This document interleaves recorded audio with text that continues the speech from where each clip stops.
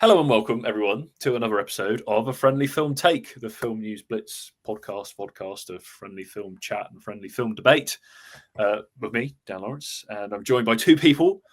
Oscar Trinick is here once again, and we've got a new panel member, Yay. Bella Ford. I'll start with you, Bella. Oscar can wait. How? Welcome. I'm good. How are you? I'm good, thank you very much. Good. Yes, I'm. It was a nice day. Yeah, can't complain. Yeah. I'm with you, lovely folks. So yes, Oscar, how are you? Have you recovered from the last time we spoke when you just been your post half marathon? Have you been on that chair since we last spoke? Good question. No, I'm fine now. Yeah, I'm fine. It's definitely not as bad as it was then. That was funny. Yes, I mean, I can't imagine how bad you must have felt, because yesterday at my day job we do this yearly charity walk.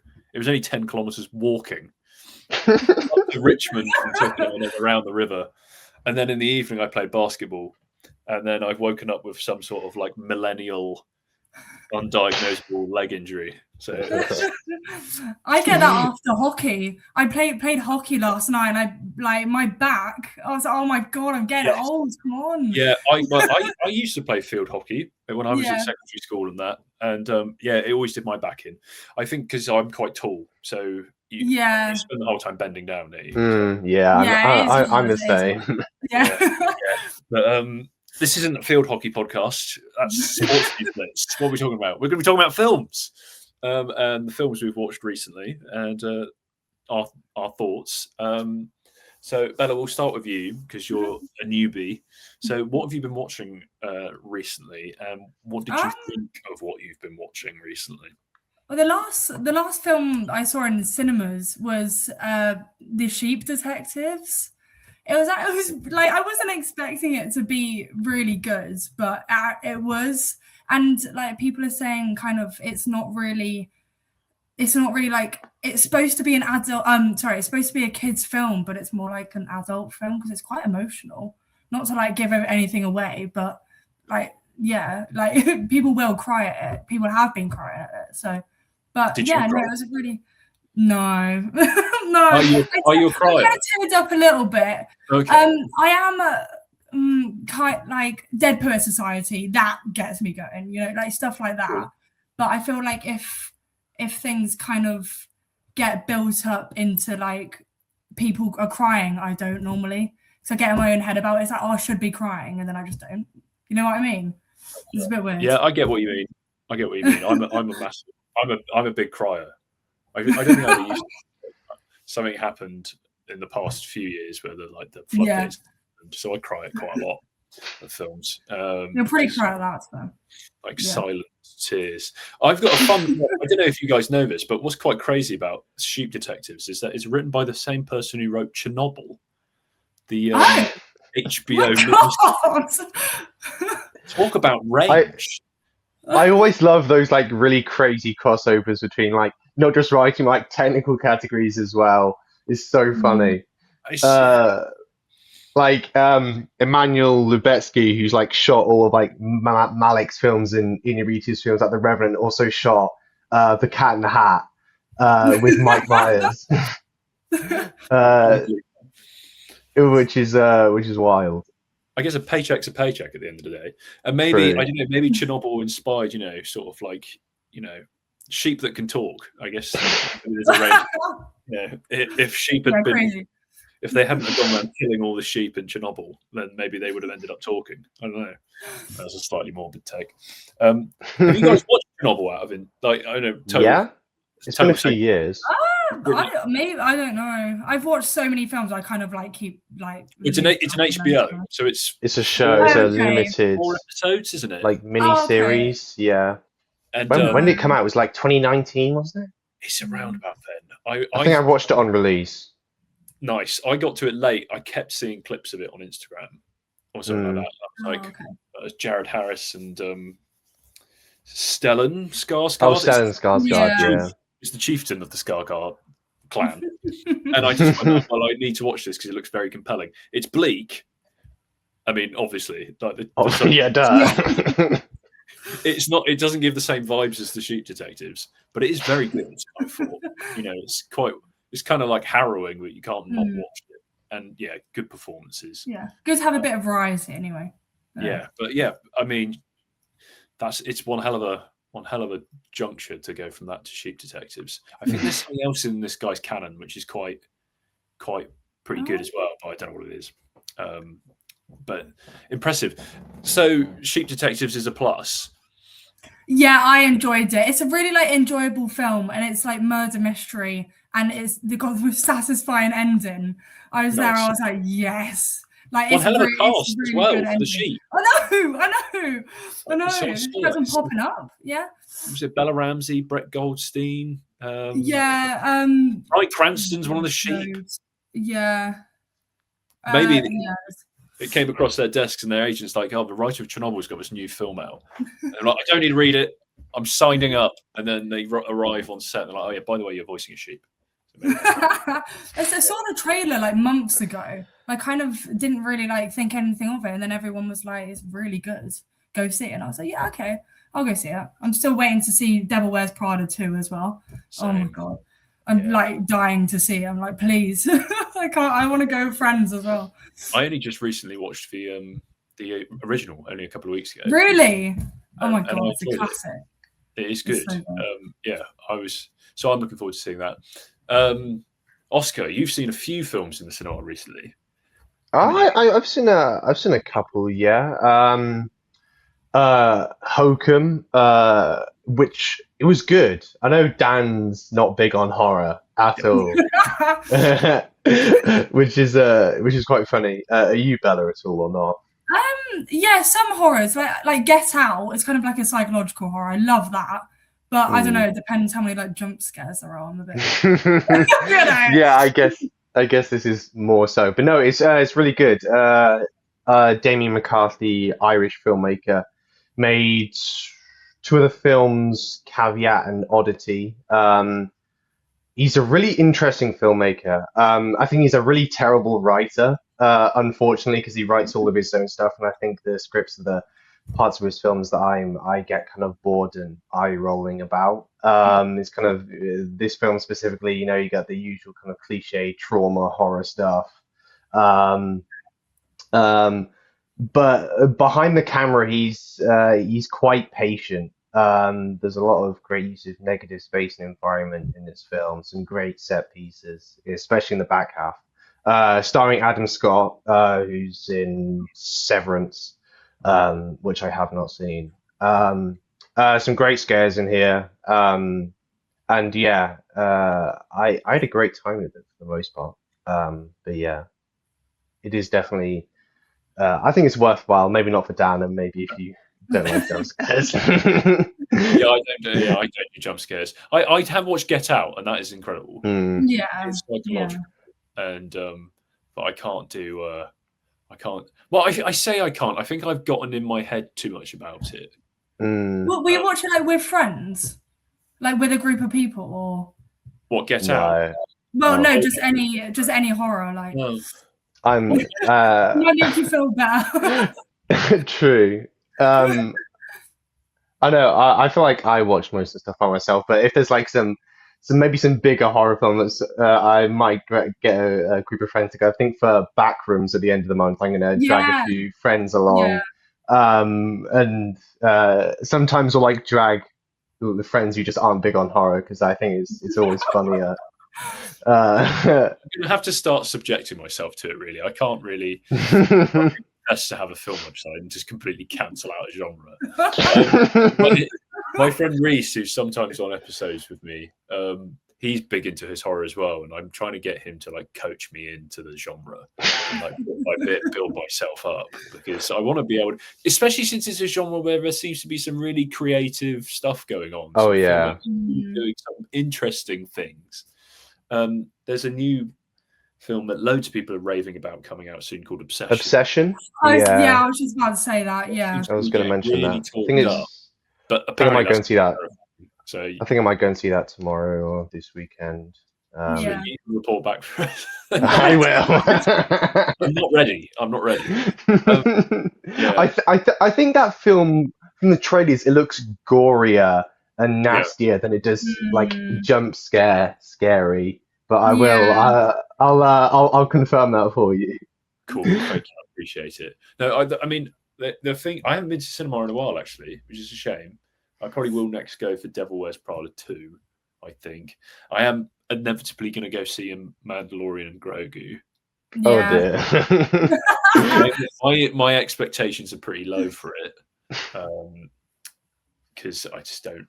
But a friend of mine a couple of weeks ago was like, "Oh, do you want to go see it?" And I was like, "Well, okay, I'll go and we'll see." You know. But the film I watched recently, and I watched it at the same time as you, Bella, which is really weird. I was in our WhatsApp chat on Film News Blitz. I was like, "I'm watching Send Help," and you were like, "Oh my god, so am I!" It's just ended up on Disney Plus, hasn't it? Because again, I looked at the trailers, and to us, most of the time I just go to the cinema with Eden, my wife. I sometimes go on my own if I can find the time, and it's something that she's totally not interested in. And we were both of us were looking at Send Help. We were like, because Eden doesn't like horror either. We were kind of like, oh, we like it, but are we going to be too scared if we watch this in the cinema? There's some great jump scares in that film. So we were like, we'll watch it. We'll wait till it comes out at home, and we'll be safe. Yeah, I'm glad I waited. Yeah, I really enjoyed it. I think it was good fun. It was funny. It was very funny. Yeah. The one thing I thought as it got on, I was wrestling with the question of like how far is too far for her character, for Adam's character to go. Like, obviously Dylan O'Brien's character is this like piece of shit and like an absolute dickhead. But it's like it got to a point where like, okay, he's a dick, but I'm not sure he deserves quite this much. Yeah. Which I think the power almost got to her. Yeah. Yes. The scene with the scene with the rat was. Oh my god! Yeah. that was quite good. That was really well done, and like it's Sam Raimi. It's you got to have some stuff in there like that. But no, there's like those jump scares were in the cinema. They got me because I wasn't expecting it so much. But no, I thought it was like it's good to see Sam Raimi back doing horror. I thought it was pretty good.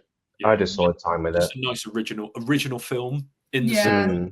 Yeah, I guess it's horror that keeps doing that, isn't it? The plane crash scene reminded me a bit of Castaway. I think the whole film is kind of like horror thriller Castaway in a sense. Yeah. Whereas Castaway is like a tragic romance between a man and his volleyball. Great film. I love that film. Yes, Send Help. What else have I watched recently? I watched Apex. Is that one of those really like bad?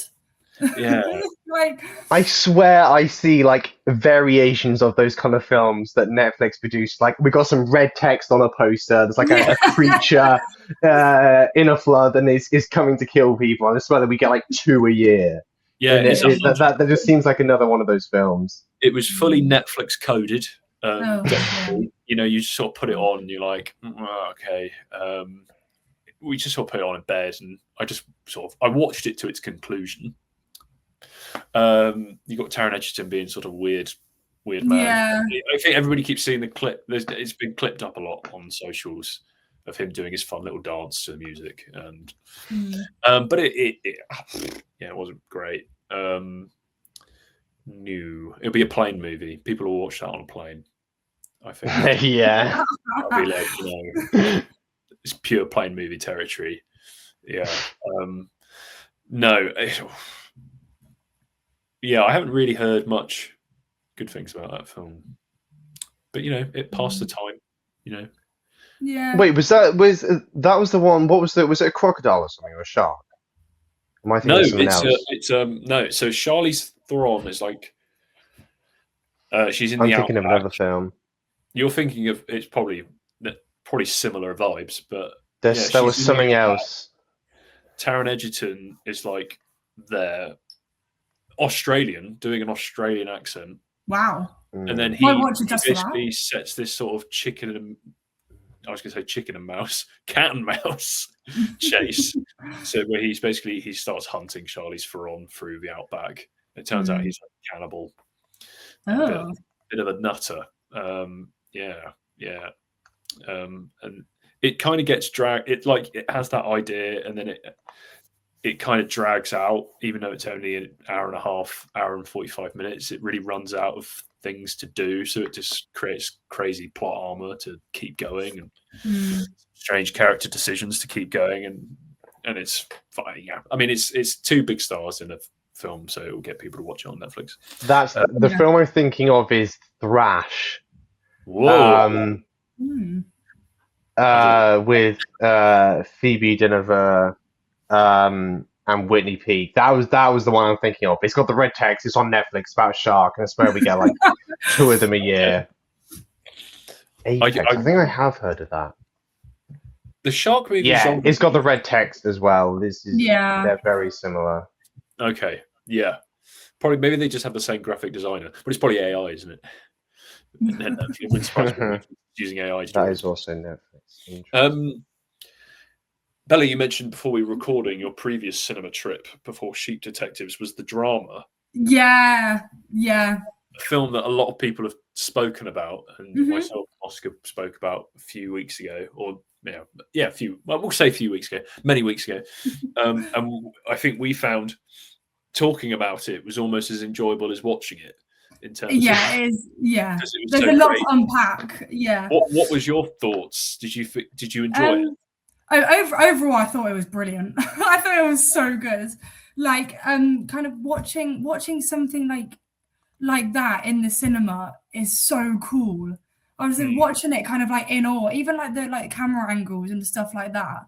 Well, it's over by A24, isn't it? So kind of like, yeah, that kind of vibe. But the whole story and the whole build up to when she kind of revealed her thing, because that is like the whole story. It was it was really good, and the whole like. Did you have quite a busy audience when you went? Yeah, people were laughing and stuff. Like some points were quite funny. Yeah. You know, it was really enjoyed it. I think that's what we discussed. It was one of those films which really worked if you had people in an audience also vibing with it. Yeah, exactly. I had a similar. Well, there wasn't mine wasn't that packed, but I could hear a few people sort of doing that during it. And I had that again for like Begonia when I went to see that. Oh my god, that was last crazy. year. And the bit when have you seen Begonia, Oscar? I have, yeah. I saw it. London Film Festival last year. That was nice. Wow. So you got early access. It was like 8. It was like 8 o'clock in the morning. It was packed. I think it was. Was it 8 or was it? I'm trying to think. Was it? Pardon. What was that? Bit of a wake up call of the film. That Was it? I'm trying to think. Was it 8? I think it was. Yeah. I had like loads of screenings today, and they just started at 8. And I think it was like I had like that and Jay Kelly back to back in the morning. Neither of which I'm too hot on now. Begonia is interesting. I have seen it. I don't know. I've soured a bit on Lanthimos as a filmmaker. But it wasn't doing a whole lot for me. I like Jesse Plemons, and I think the brother in that film was fantastic. Great casting. I think he's the brother. Aidan Dilbliss, is it? I think. Yeah. I thought he was really good. He was amazing. So that was the thing I was alluding to, sort of similar to the drama, having a packed audience. The bit when, spoilers. I mean, the film's been out for a while. The major bit with his Aidan Delvis's character, like 2/3 of the way through, but like the shocking moments. Yeah. There was a girl next to me who literally jumped out of her seat, going, "Oh my god!" And, I really enjoyed that. That was quite fun to be around. It's quite enjoyable being in a cinema where people are being that sort of viscerally affected by what's going on, which is quite exciting. And it not being, diminished, sort of showbiz standing ovation applauses reactions like you get at Cannes. I've already seen my first. Cannes has started. It's already going. It must be really easy. We're gonna have to be a social two media weeks of person. standing ovation videos. Yeah. Just whenever Cannes on, it's just like all social media out there, like, right, Incoming. let's get this standing ovation clips out. That's all I'll be posting for the next few weeks. It's a bit boring now. It doesn't even mean anything. It's like, also 6 minutes clapping. Some people are getting 20 minutes. So if you're only getting 6, are they actually telling you the film's shit? I don't know.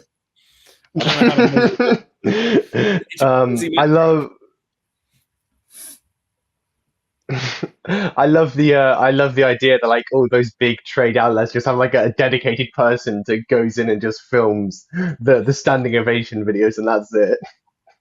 It's a tough job, but somebody's got to do it. It's funny. Right. I'm going to ask another question to you, Bello, being a new person on the pod. I think I don't know if I ever asked you this, Oscar, because our first episode would have been. Was our first episode this year or last year? The first time you were on the pod? Oh, it was this year. I started in January. Oh, okay. Well, okay. I'll ask you as well. Basically, Bella, what's been your favourite film of the year so far? Oh my God, Project Hail Mary, hands down. Okay. yeah. Cool. That's probably mine too. Yeah. I would say. Trying to cast my mind back. Which I did cry at. Oh, yeah, me too. Cried over a rock. Come on. Yeah. That was good fun. That was a bit of me. So Oscar, you've seen more films than I have, I know. So you've probably got more to pick from. I think I have spoken about my favourites. But wait, give me a minute. I think Dan knows. I was not too hot on Project Hail Mary. No. Really? Oh my God! No. Why? I don't know. It's for different folks, isn't it? That's the beauty. That's so sad. Yeah, that was not my cup of tea. Oh. But it's fine. It's okay. It's film subjective. There's a really great film currently in cinemas. Actually, I don't know how wide the release is. Called Rose of Nevada with Callum Turner and George McKay. I had the pleasure of interviewing the director the other week. It's a really wonderful film. Directed by Mark Jenkins, who's a Cornish filmmaker. It's very much a Cornish film. Landscapes, kind of iconography, shot on 16mm. It's unique. Great score. He does he shoots, writes, edits, composes the score for all his films and stuff. He's really interesting. I keep seeing clips. I really want to see this film. And hopefully it goes wider soon, and it'll be in more cinemas. But no, I think it's really fascinating. And he's one of the more interesting contemporary English filmmakers. So yeah, that's one of my picks. I think really enjoyed that. Saw it last year at London, but yeah, it's just getting released now. Yeah, it looks like it's getting. I mean, I'm just having a look on IMDb for Showtime's new because so it is in the Showcase in Southampton. It's got one showing this evening. It's in the Everyman in Salisbury. Everyman is such a rip-off. One time I've been to an Everyman, my mother-in-law paid, so I didn't mind. I got away with it. I'm gonna have to go see it because it does. All I've seen is one clip of the film of the old, the woman going, "That boat was last." But it's nice to see Cornwall on screen. As well. It's not I guess it's not on mainstream cinema quite so often. And talking of, I guess, interesting filmmakers or who make peculiar or beguiling or different types of films. You saw another film, didn't you, recently, Oscar? That's from quite an interesting. Oh, Mother Mary. Mother Mary, yes. Is it Mother Mary? Is it Lowery? Lowery, yeah, David Lowery. He made A Ghost Story, Green Knight, and for some reason that was it Peter Pan prequel or sequel, whatever it was. I can't remember that it came out a couple of years ago. What was it called? I don't know. Was it? Yeah, it's weird. I was just Peter Pan and Wendy 3 years ago. Right. Okay. But anyway, Mother Mary got Anne Hathaway in, fictional pop star. Strange film. Not necessarily because of what's in it. Like, there's some pretty gory stuff in the back half of that film. But yeah, it's a melodrama that's kind of obsessed with making you know that it's self-aware of how indulgent it is in like all these random metaphors and things like that. But I found it odd in a quite pleasing way. I found it to be fairly engaging. It's pretty much single location too, with like flashbacks put into it. At times, it often resembles a play, which I think is kind of the weakest parts, because I sometimes don't like to be reminded of that when I'm watching a film. Yeah. But I found it compelling for the most part. But yeah, strange film, really, really strange. Michaela Yeah, I Cole's need to see as it. well, isn't she? Pardon? Michaela Cole is also. Yes, She's in another is. film as well at the moment that's out. The Christophers, the new Soderbergh film with Yeah. Ian McKellen. Which I've heard Ian McKellen's the one holding that film up, and otherwise it's maybe not quite as interesting. Yeah, it seems like an interesting choice for Soderbergh. He's got a pretty interesting filmography. He's going all over the place because last He year is going all over the place. Well, he's had like 3 films in the past year. What has he had? Black Bag and Presents. That was the other one, which I thought was quite good actually. But yeah, I don't know. This one isn't really appealing to me that much. I can't say. I mean, I watched the trailer and James Corden was in the trailer, which was Oh yeah, instant turn off. Yeah, no thanks. it's like that's a jump scare in itself. It's like Jesus. I did like Black Bag, which I found that quite interesting.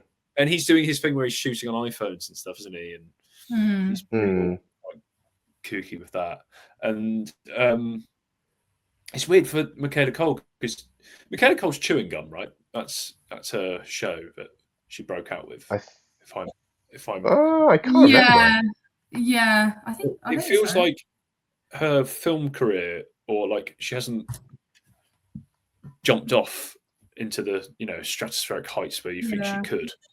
Was Jonathan Bailey in Chewing Gum? Did I just make that up? He was in Chewing Gum.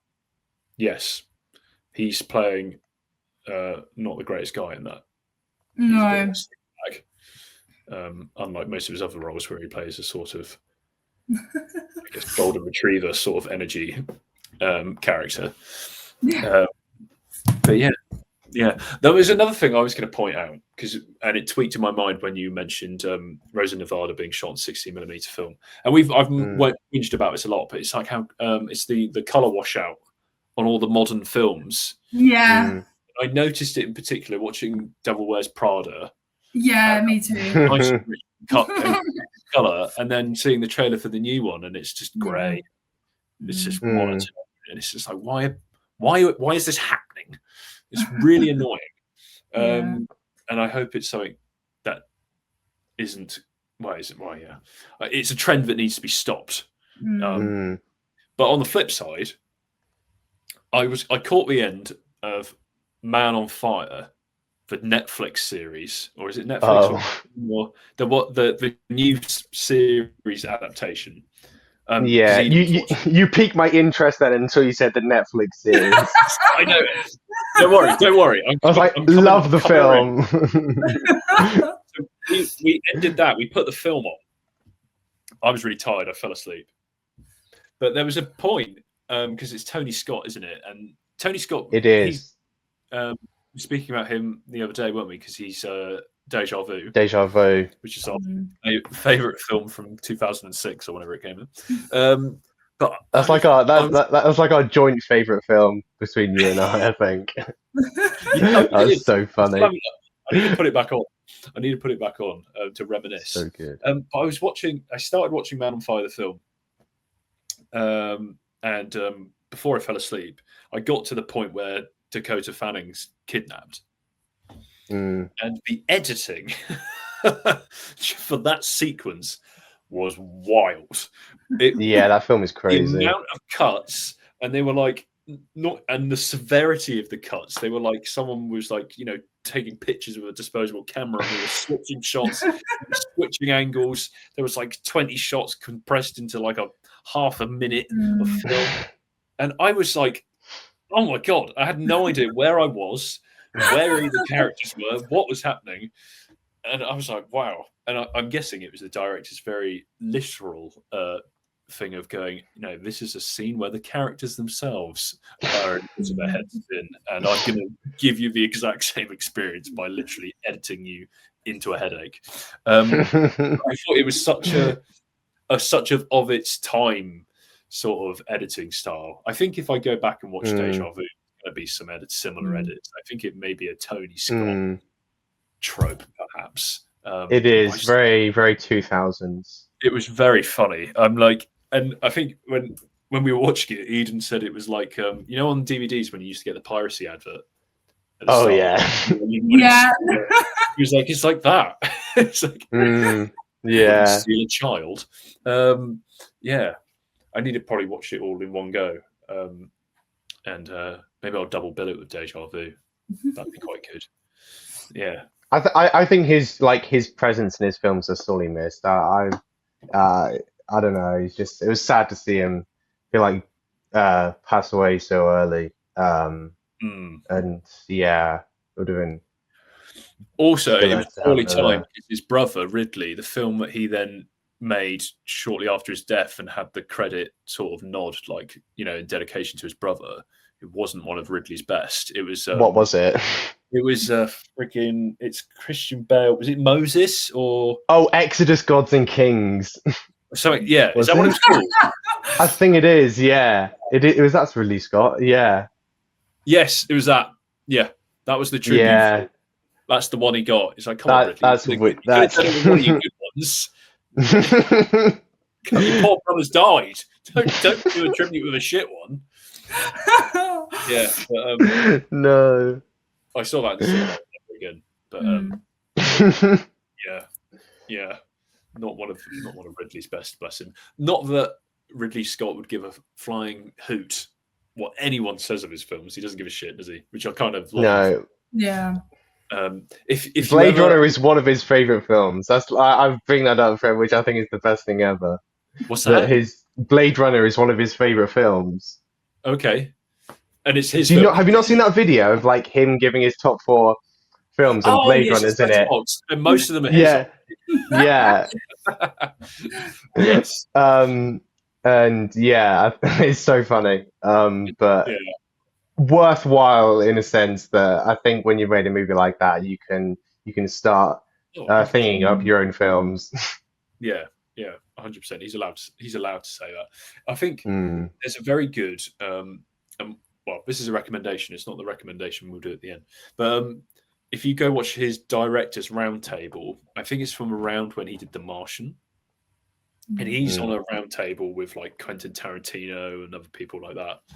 And it's just very funny because he's so matter of fact. And like people asking him like, oh, do you ever have things where you were like worried on set or you couldn't do something? He's like, no. I shot 10,000 hours worth of adverts. I know what I'm doing. And then they were asking Tarantino about his limit of films, like he's only going to make 10 or something. And really, Scott was sat next to him like, why? Because I guess he's the total opposite. He's making about 1,000. But he was like, what are you talking about? Like, this is total bullshit. Just keep making movies. Like, what is this? So that's a good one. But yes, talking of recommendations, we've reviewed the films that we've seen, the films we've enjoyed or maybe not enjoyed. But what we do at the end is we talk about a film that we think people should go and watch as a recommendation. That's how we end. So Bella, you can go first. You can either do it in the vein of the films that we've spoken about or go completely off piste and just recommend, you know, it doesn't have to be a new film, it could be an old film. I'll say my favorite film of like all time, and not People have watched it, but it's not. It's like my favorite film because of like nostalgia. The Secret Life of Walter Mitty, if you know. Okay. Yeah, I love that still. film. It's so good, and everyone should watch it because it's a really feel good film. It's got good music. Ben Stiller, you know, what more can you want? But yeah, that was my recommendation. That's what I like about your pick. There is that that's quite a unique best film pick. Exactly, it's not like the best film ever. Yeah, it's not like the best film ever, but it's my favorite. So you know, that's nice. I'm gonna go, Oscar. What's I'm gonna go to you now. Putting you on the spot, which you love. The other day, well, I know Dan briefly brought up Fellini the other episode, but I rewatched La Dolce Vita, which is one of my favorite films. Got a poster of it behind me. Yeah, rewatched that the other day. Italian film from early 60s. About a journalist, celebrity kind of journalist, paparazzi, going through like Rome and Italy. It's episodic. There's not really any overarching structure to the whole thing, but it's extremely captivating. Incredible music to it, and quite surreal by the end. But yeah, always gets me going. Love it every time. That's good. I'm gonna, because we were talking about Tony Scott, I'm gonna recommend a fun double bill. One I've done. So you watch. We can do it in either order, but the two films are Disney Pixar's Cars and Tony Scott's Days of Thunder. Nice. Yeah. Which is the Tom Cruise NASCAR movie with Robert Duvall, which is like peak. It may have come out in 1990, but it's just post Top Gun. So it's the next film they did together. And as racing movies go, I think it's very good in terms of it kind of captures the vibe of racing a bit better than most racing movies do, and it doesn't go too ridiculous because NASCAR's kind of ridiculous anyway. And I think there's probably bits of it that haven't aged well because it's like a macho film from the late 80s and early 90s. So it might be, a bit too patriarchy leaning, but I think it's a good, fun film. And if you pair it with Cars, you'll see quite a lot of similarities, I think. Yeah. Yeah, that's what I would. That would be my two recommendations. I cheated. Nice. Just one. Cool. But yeah, and Chernobyl for you, Bella. Yes. Yeah. There we go. What a lovely place to end. So thank you guys for joining me, and thank you, Bella, for joining us for the first time. You're welcome. And then anyone watching, listening to our ramblings, make sure to do the likes and the subscribes, comment. If you agree with us, if you disagree with us, but keep it friendly. It's a friendly film take. But yeah, that's all for us. Oscar, will you do the honours with the clapper board and ring us out? Yep. The September's before, isn't it?